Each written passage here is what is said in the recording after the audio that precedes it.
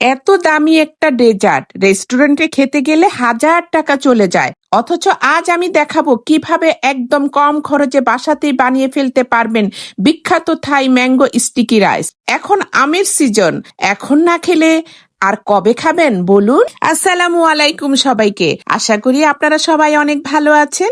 আজকে আমি আপনাদের সাথে শেয়ার করতে যাচ্ছি এমন একটা মজাদার ডেজার্ট যেটা খেতে যেমন সুস্বাদু, দেখতে তেমনই সুন্দর।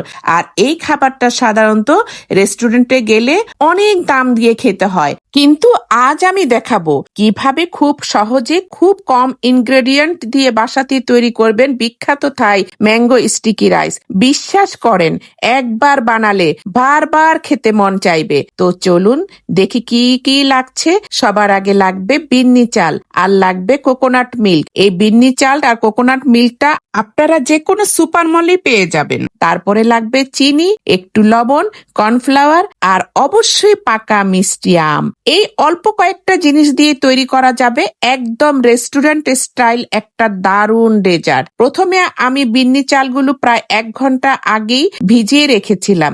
এতে চালটা খুব সুন্দর সফট হয় আর দ্রুত সিদ্ধ হয়ে যায়। এরপর চালগুলো অল্প পানি দিয়ে চুলায় বসিয়ে দিলাম, সাথে আন্দাজ মতো একটু লবণও দিলাম। এদিকে আরেকটা পাত্রে আমি কোকোনাট মিল্ক নিয়ে তার মধ্যে চিনি দিলাম। আপনারা যতটুকু মিষ্টি পছন্দ করেন সেই অনুযায়ী চিনি দিবেন। তারপর মাঝারি আঁচে জাল দিতে থাকবো। একসময় দেখবেন চিনিগুলো পুরোপুরি গলে গিয়ে কোকোনাট মিল্কের সাথে সুন্দরভাবে মিশে গেছে, তখন চুলা বন্ধ করে দিবেন। এদিকে আমার চালটা প্রায় সিদ্ধ হয়ে গেছে। এখন আমি একটা ছোট্ট তোয়ালে হালকা ভিজিয়ে চিপে হাঁড়ির উপর দিয়ে আবার ঢাকনা দিয়ে দিলাম। এতে ভাপটা ভিতরে থাকে আর রাইসটা অনেক সুন্দরভাবে ফুলে ফুলে সিদ্ধ হয়।